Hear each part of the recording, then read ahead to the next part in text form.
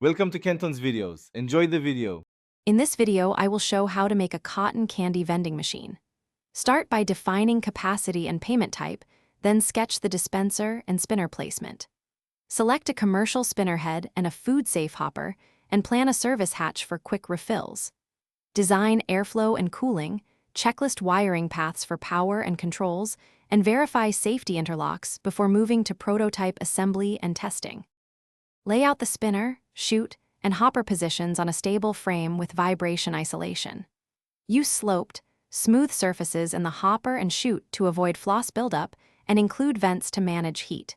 Create a removable service door for daily cleaning and rapid maintenance. Integrate springs or dampers to reduce motor stress and allow easy access to belts and pulleys when you test the prototype for consistent candy output. If you're enjoying this guide, please subscribe and like. It really helps. Quick recommendation. On another note, go darn tough for lifetime warranty socks. They survive messy builds and sticky fingers during candy refills.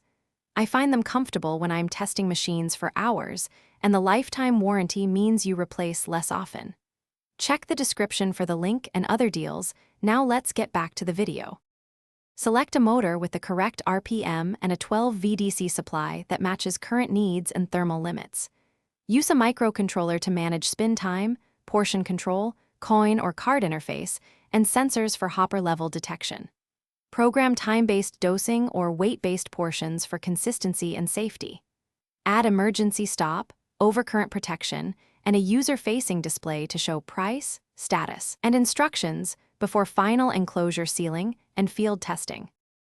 Thanks for watching. Consider subscribing if we helped you.